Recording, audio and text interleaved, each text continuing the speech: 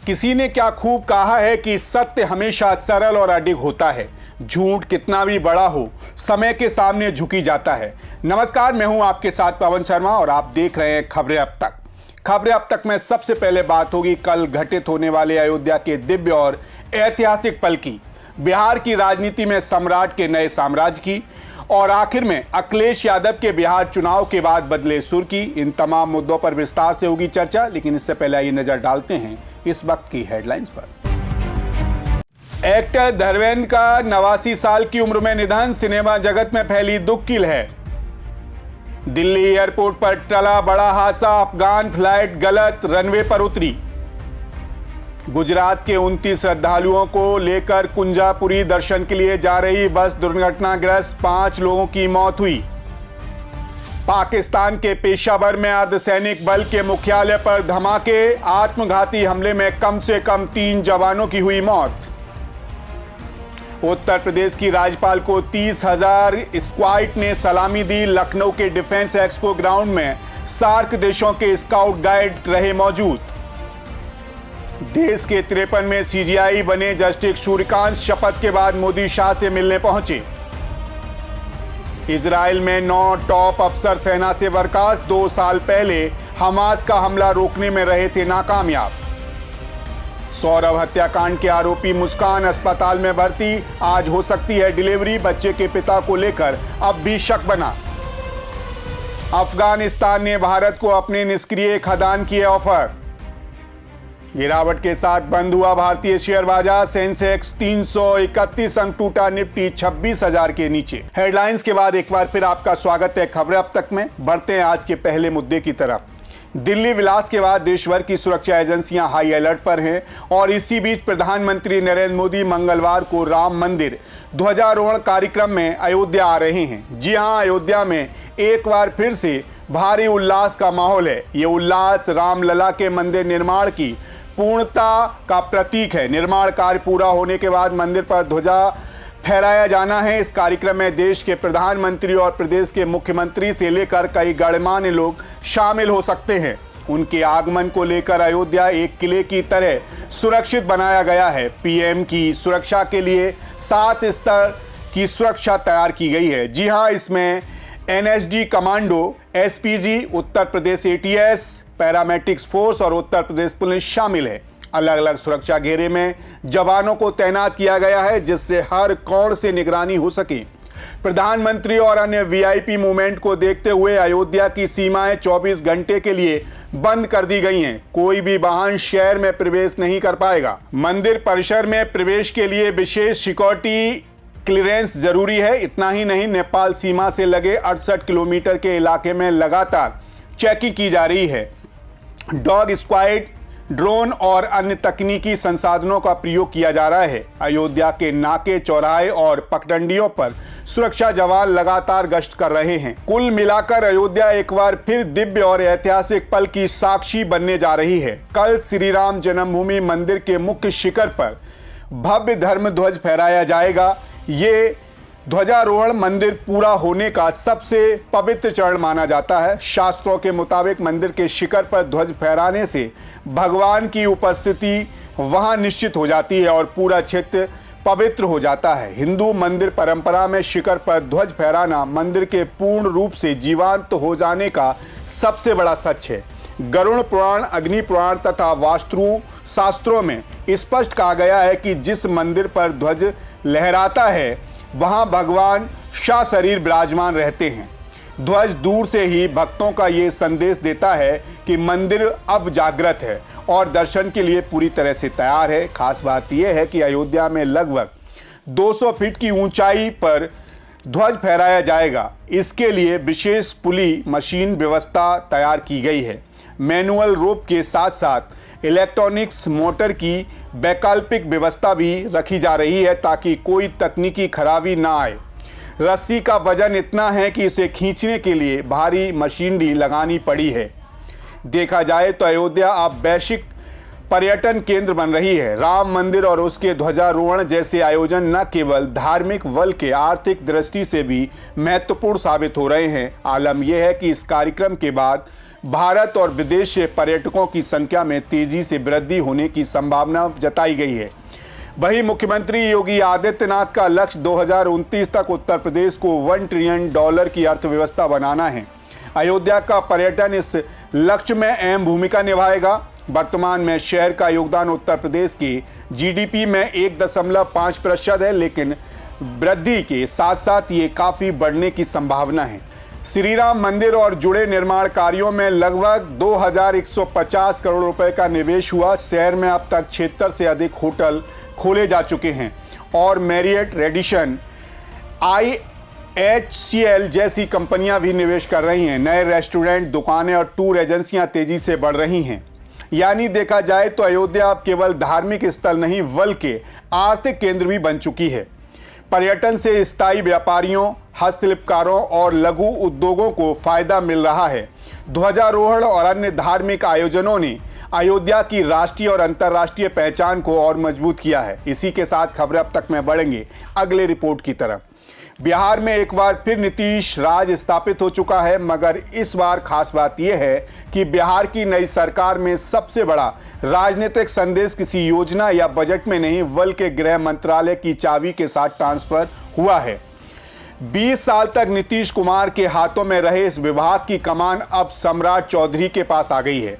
ये सिर्फ विभाग का बदलाव नहीं बल्कि सत्ता के खेल की नई चाल है, जहां कानून व्यवस्था के फैसले अब सीधे पार्टी के हाथों में होंगे और बिहार का राजनीतिक नक्शा कंट्रोल एंड पावर के नए रंग में रंग जाएगा। कैसे, चलिए आपको सब बताते हैं।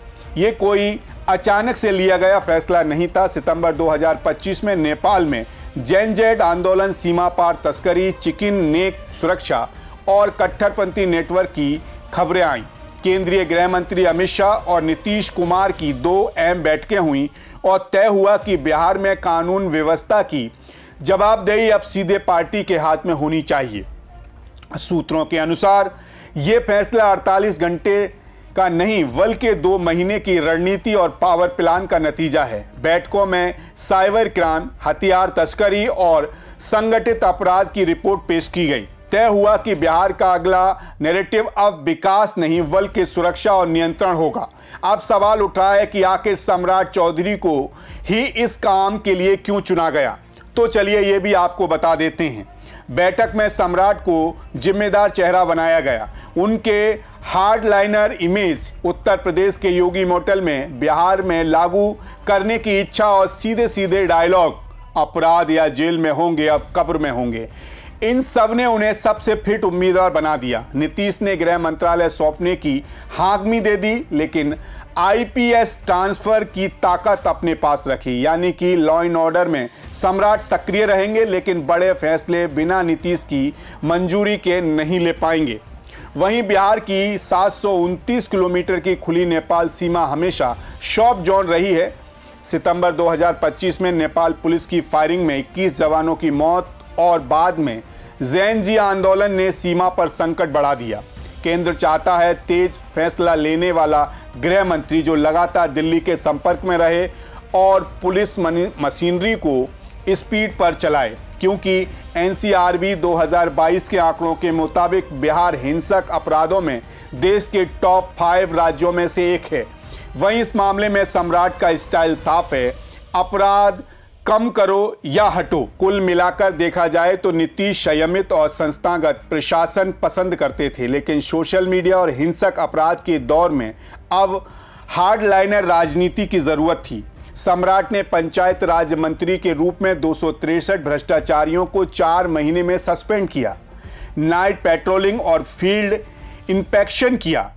बीजेपी ने इसे एक्टिव शासक के रूप में पेश किया और नीतीश ने माना कि अब उम्र और शैली के हिसाब से हार्ड पॉलिटिक्स उन पर सूट नहीं करेगी और नतीजा ये हुआ कि सम्राट को गृह मंत्रालय मिला, लेकिन बड़े फैसले अब भी नीतीश की निगरानी में रहेंगे। अग्रेसिव लॉ एंड ऑर्डर में सम्राट पूरी तरह से सक्रिय होंगे। इसी के साथ खबरें अब तक में रुख करते हैं अगले मुद्दे की तरफ। अब सपा के अंदर कोई आलसीपन नहीं चलेगा। ये हम नहीं कह रहे, ये कह रहे हैं सपा के मुखिया अखिलेश यादव। जी हां, बिहार चुनाव के बाद अखिलेश यादव के सुर बदल चुके हैं। मतदाता सूची के विशेष एसआईआर को हल्के में लेने वाले नेताओं को अखिलेश यादव ने सीधा संदेश दिया है, या तो सक्रिय रहिए या टिकट को अलविदा कह दीजिए। बिहार चुनाव के नतीजों ने पार्टी को सक्रिय कर दिया है, साथ में सतर्क भी किया है और राष्ट्रीय अध्यक्ष ने इसे नेताओं के लिए करो या मरो की चुनौती में बदल दिया है, यानी कि अब कोई बहाना काम नहीं आएगा। एसआईआर की गंभीरता को नजरअंदाज करने वाले नेताओं के लिए यह सीधा अल्टीमेटम है। सुनिए अखिलेश यादव ने क्या कुछ कहा। ये टिकट मांगने आई हैं, विधानसभा बिल्कुल लखनऊ के पास ही है, वहां एसआईआर कराई जाएगी ना, टिकट नहीं मिलेगी। टिकट नहीं मिलेगी या लखनऊ में रहोगी तो टिकट नहीं मिल सकती। अखिलेश यादव ने निर्देश दिए कि जब तक एसआईआर की प्रक्रिया पूरी नहीं होती, किसी भी अन्य जिले का नेता लखनऊ में घूमते नहीं देखा जाए, वरना पार्टी उनके टिकट पर विचार तक नहीं करेगी। यह आक्रामक रुख उनके लिए नए संदेश का प्रतीक है कि कोई भी लापरवाही बर्दाश्त नहीं होगी। बिहार चुनाव के परिणामों ने समाजवादी पार्टी की रणनीति को कड़ा संदेश दिया है। अंदरूनी बैठकों में अखिलेश यादव ने नेताओं को एसआईआर पर ध्यान न देने के लिए सख्त चेतावनी दी है, जिससे साफ संकेत मिले हैं कि पार्टी इस मुद्दों पर किसी भी लापरवाही को बर्दाश्त नहीं करेगी। अखिलेश ने कहा कि जो नेता एसआईआर प्रक्रिया में सक्रिय नहीं है, उन्हें पार्टी की जिम्मेदारियों से दूर रखा जाए और अगर वे टिकट के दावेदार हैं तो उनका टिकट पहले ही कट चुका समझें। अब आप सोच रहे होंगे कि आखिर अखिलेश को एसआईआर को लेकर इतना तेजी में क्यों है और इससे पार्टी को क्या फर्क पड़ सकता है, तो चलिए वो भी आपको समझा देते हैं।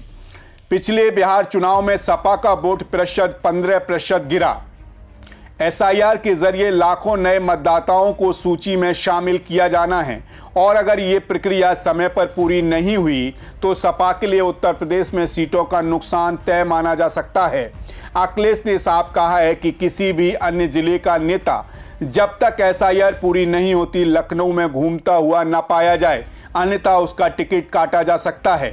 पार्टी के अंदरूनी सूत्रों के अनुसार इस बार एसआईआर की निगरानी के लिए प्रत्येक ब्लॉक में पार्टी के सीनियर नेता की नियुक्ति की गई है।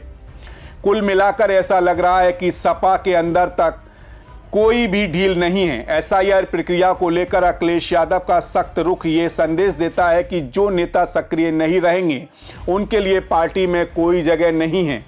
बिहार चुनाव के नतीजे ने चेतावनी का स्तर बढ़ा दिया है और उत्तर प्रदेश में आगामी चुनाव से पहले पार्टी हर संभव कदम उठाने के मूड में है। ये केवल एक प्रक्रिया नहीं बल्कि सपा के लिए आगे बढ़ने और नई ऊर्जा लाने का संकेत है। नेताओं के लिए ये सीधा अल्टीमेटम है, या जिम्मेदारी निभाओ या टिकट का सपना मत देखो। हालांकि अखिलेश यादव की ये शक्ति पार्टी के काम आएगी या नहीं, ये तो आने वाला वक्त तय करेगा। फिलहाल ये तो थी खबरें अब तक की आज की खास खबरों की खास रिपोर्ट, लेकिन इसके अलावा एक रोचक बात और बताएंगे। अखिलेश यादव के रिश्ते अब लद्दाख से जुड़ चुके हैं। जी हां, उत्तर प्रदेश के सैपई में समाजवादी पार्टी की एक और बड़ी खबर ने हलचल मचा दी है, लेकिन इस बार खबर सिर्फ राजनीतिक गलियारों तक ही सीमित नहीं रही। इसकी घुसपैठ लद्दाख तक है। जी हां, उत्तर प्रदेश के पूर्व मुख्यमंत्री और समाजवादी पार्टी के मुखिया अखिलेश यादव के चचेरे भाई आर्यन यादव की शादी लद्दाख की रहने वाली सेरिंग से होने जा रही है। सैपई गांव अब दुल्हन की तरह सज चुका है और शादी की तैयारियों ने पूरे गांव में उत्सव की रौनक बढ़ा दी है। लेकिन असली दिलचस्पी तो इस बात में है कि समाजवादी परिवार ने ये नया रिश्ता उत्तर प्रदेश से लद्दाख तक फैला दिया। लद्दाख की शेरिंग जो दिल्ली की हाई कोर्ट और सुप्रीम कोर्ट में वकालत कर रही हैं और उनके पिता जो लद्दाख के प्रतिष्ठित कारोबारी और ठेकेदार हैं, अब सैपई के इस भव्य आयोजन से जुड़कर अखिलेश यादव के परिवार में एक नई कहानी जुड़ रही है। यानी राजनीति और पर्सनल लाइफ का ये संगम सिर्फ एक उत्तर प्रदेश तक सीमित नहीं रह गया, लद्दाख का भी हिस्सा बन गया है और सैपई में इसकी रौनक देखते ही बनती है। फिलहाल आज के लिए खबरें अब तक में इतना ही। कल फिर आपसे मुलाकात होगी इसी समय इसी चैनल पर। तब तक आप बने रहिए सी न्यूज़ भारत के साथ। हर खबर आपके साथ, आपके हाथ।